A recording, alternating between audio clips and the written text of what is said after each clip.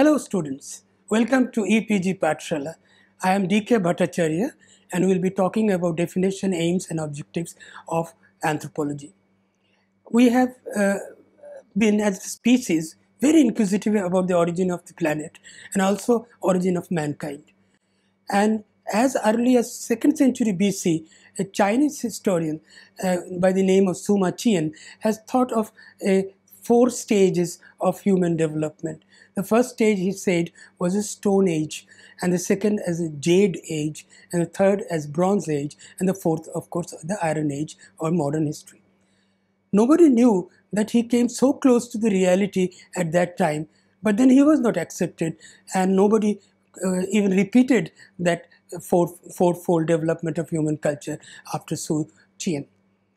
Dr. John Lightfoot from 1654 gave a biblical concept of human origin and the origin of the planet. And the origin of the planet, according to him, was 4004 BC on 23rd October at the civilized time of 9 a.m. This shows that the believer of the Bible and spread of Christianity always stopped a scientific investigation for the origin of the planet and of course of man. They have been always trying to stick to the chapter of Genesis of the Bible, which talks about man having been created by God in 7 days.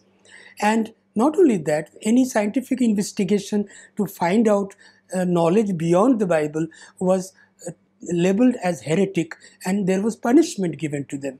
So man did not go beyond this Bible chapter of Genesis. But it was in Suffolk in 1754 that an excavation was being done for erection of a church when large number of bones and tools were found. And that's the first time people started accepting, with of course some reservation, that man existed beyond the biblical period of the prescribed by the chapter of Genesis. They used to refer to this period as antediluvian period. Antediluvian because they say the Joan of Arc was the diluvian period, and it was before the diluvian period that man existed. This kind of a ding-dong philosophical approach to identifying the origin of the planet and origin of man went on for about 200 years. It was later on when geology as a subject developed and the chance excavation and chance discovery of bones that started man looking at differently his history. For instance, the Neanderthals were discovered from Dusseldorf, and for the first time it was seen as a very primitive kind of a man. But Professor Verschow from Switzerland said that no, this is a man, modern man, with some biological pathological development. So they couldn't go beyond the limits set by the Bible for a long time.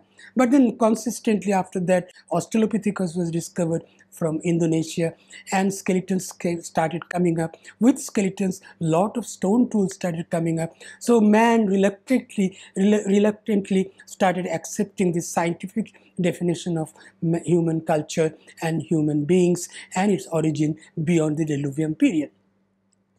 One of the first development of accepting human culture beyond a period of the chapter of Genesis was done by a man called Thomson.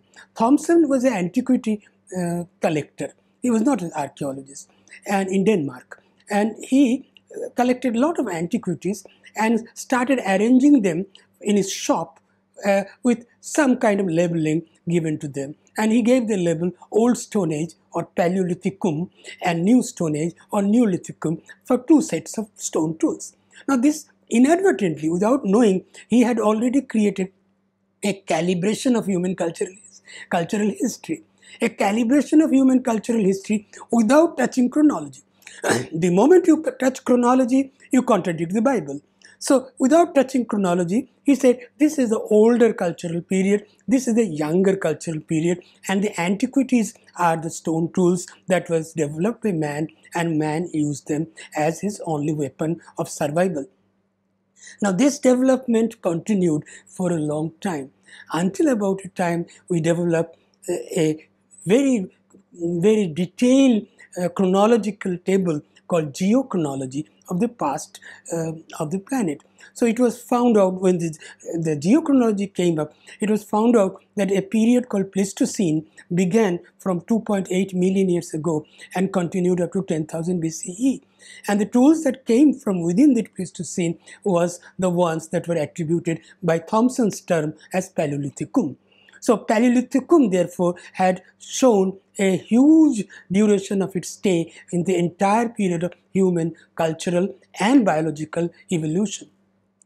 The cultural evolution we have put under one word and call it Paleolithicum. The biological evolution, of course, we have found as having several stages. These stages were later on given genus and species-specific terms as Homo habilis, Australopithecus, Paranthropus, and so on and so forth.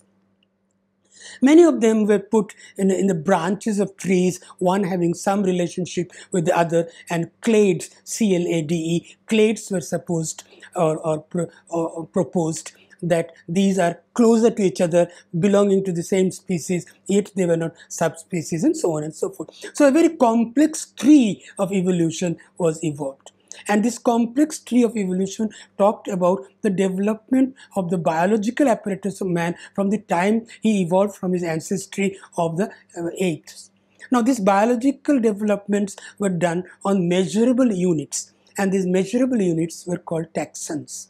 A taxon is a biological phenomena or a morphological feature which differentiates one species from the other, or one subspecies from another subspecies.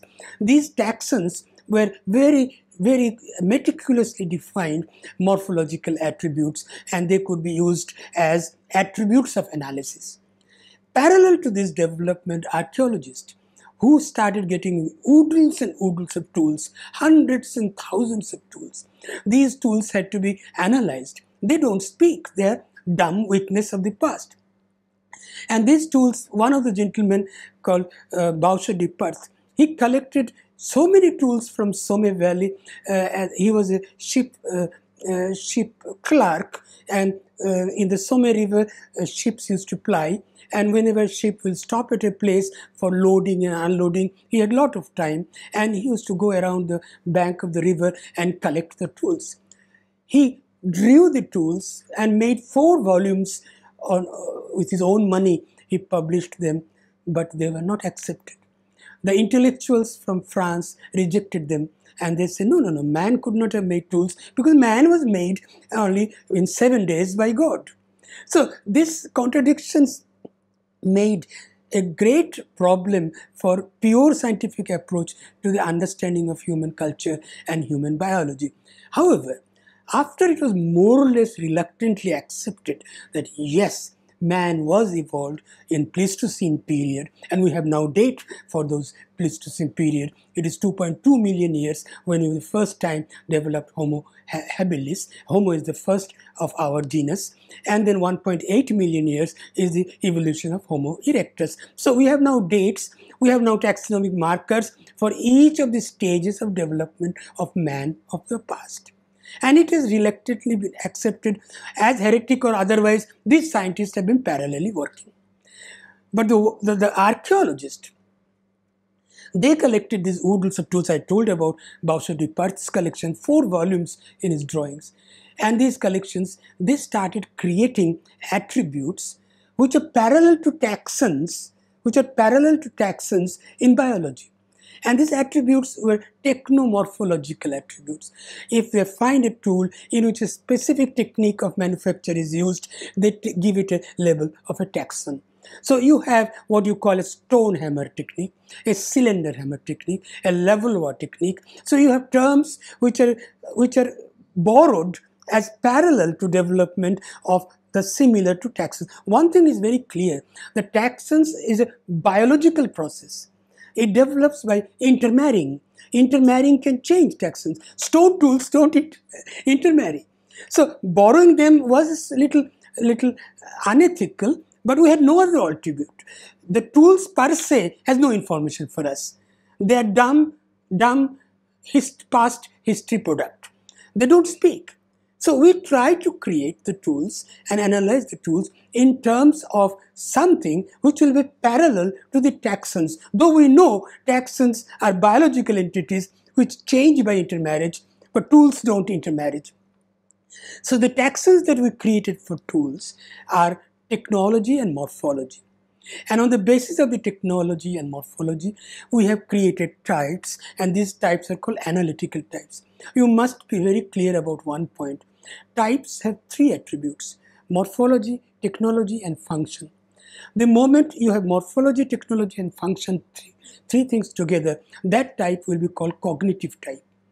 A computer is a cognitive type. A shoe is a cognitive type. A shirt is a cognitive type. A shirt is something which is not eaten. A shirt is something you don't play football with. So the moment I say shirt, S-H-I-R-T, I mean the function. So the terms in which function is embedded is called cognitive type. We decided that we will not use cognitive type in the analysis or creating our taxons of tool types. Why? Because function of the tools we will never be able to reconstruct on empirical ground. The function of the tools, if we try to use cognitive type, we can someday say, sir, I have found a prehistoric computer.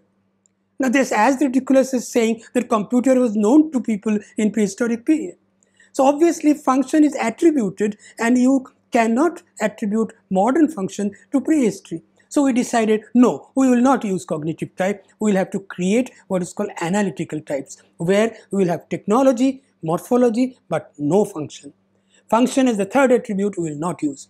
So in technomorphological terms, we create what is known as taxons. I call them taxons, but no archaeologist will call them taxons. The archaeologist will call them as technomorphological markers, technomorphological attributes, technomorphological clusters. Now these technomorphological clusters are what is a type. A type is a technomorphological cluster. I must emphasize here about one thing. Activity and ethnicity needs to be differentiated. Activity can be one person, a mad person, making a tool in a particular way, but it still doesn't make it is an ethnicity. So what is ethnicity and what is activity? There is no doubt that to talk about ethnicity, you have to pass through activity. You cannot avoid activity, because activity products are my antiquities. The raw material on which I am making my thesis are the products of activities, namely tools. So ethnicity and activity differentiation is done on the paramount definition of culture. Culture, in a very, very crude definition, will be one set of behavior, which is a group behavior. The behavior which is identically followed by one group. One.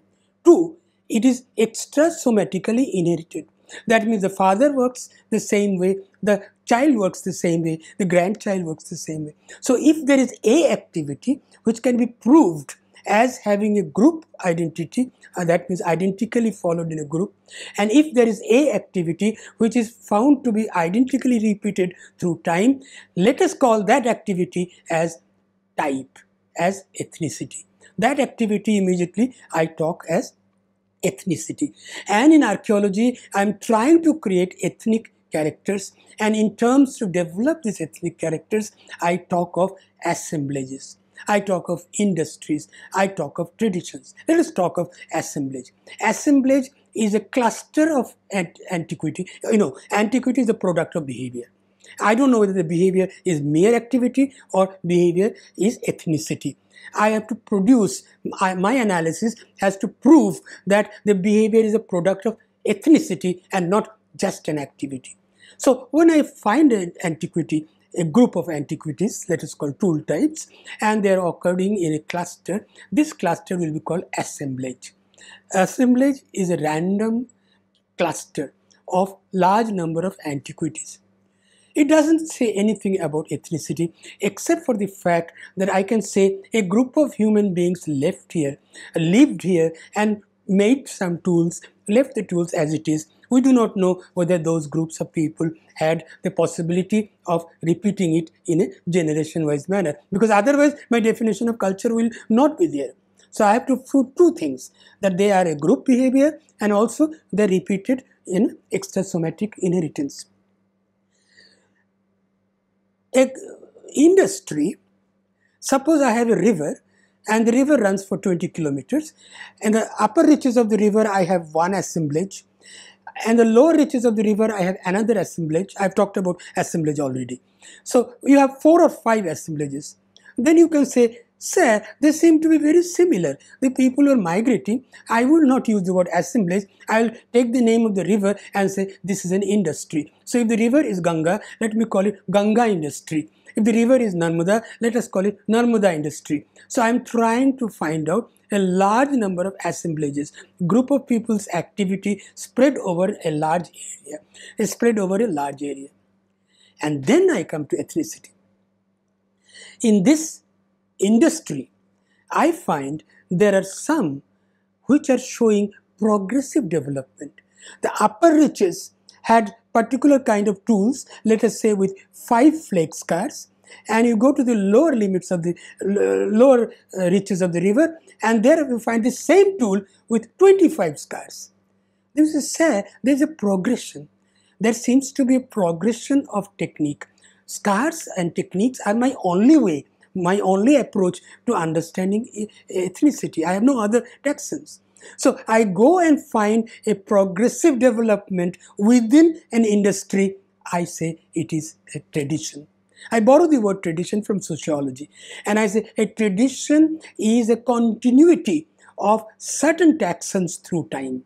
And a certain taxons go through time, I can give it an almost ethnicity name. Acheulean is an ethnicity name.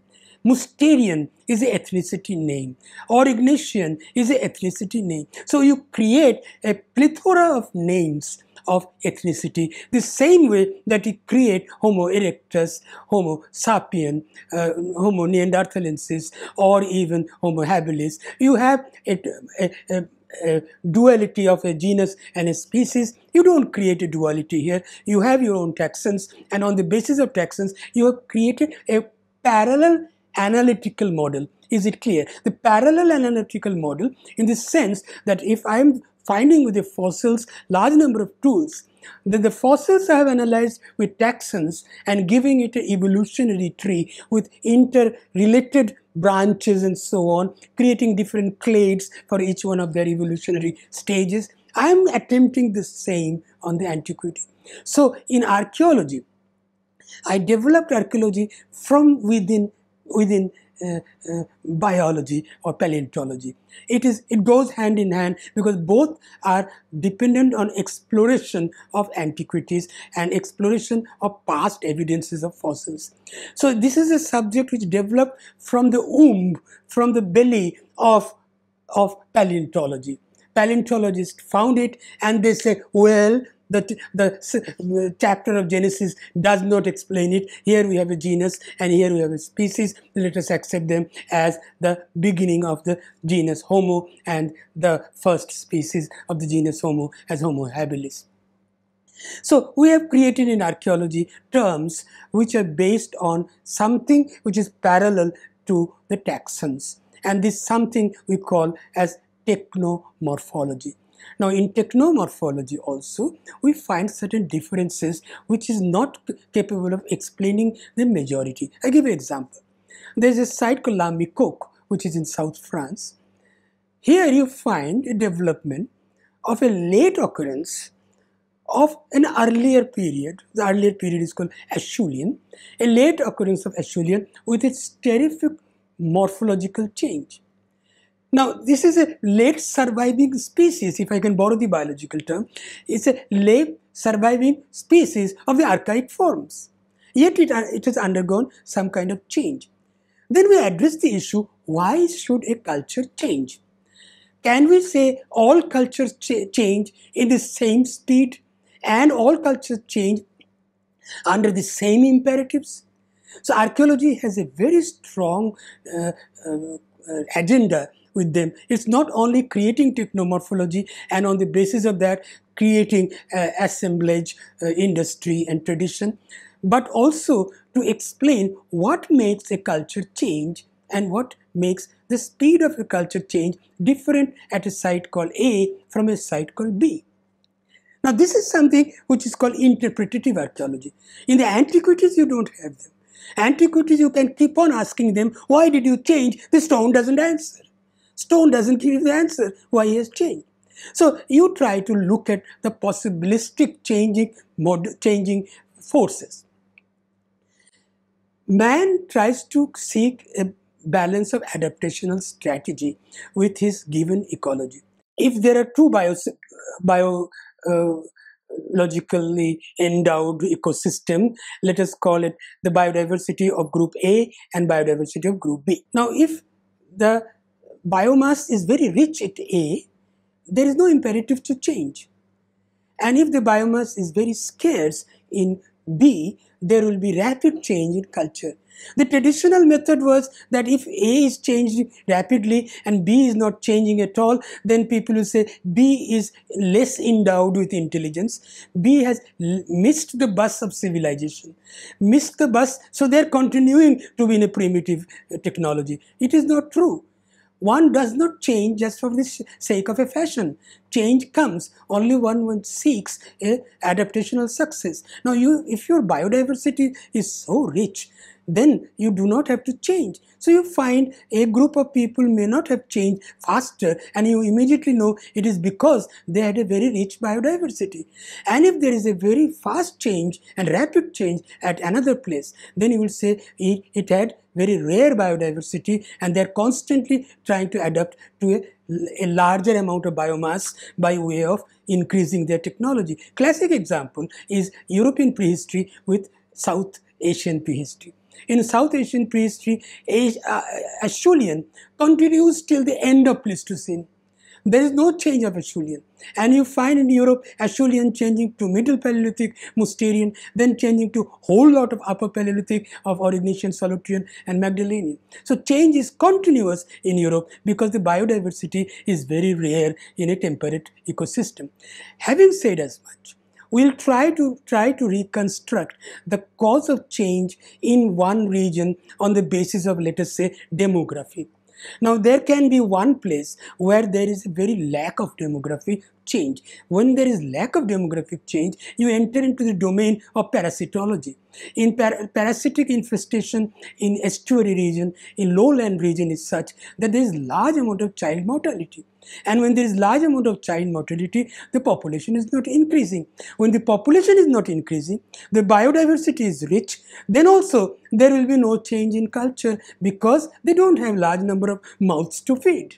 So development of culture at two archaeological sites are not to be looked at merely in terms of taxons, but you have to overreach areas of parasitology, overreach the area of paleodemography, and overreach to the area of paleoecology. So all these considerations can alone give you the answer of the cause of change and the rate of change of archaeology from place A to place B.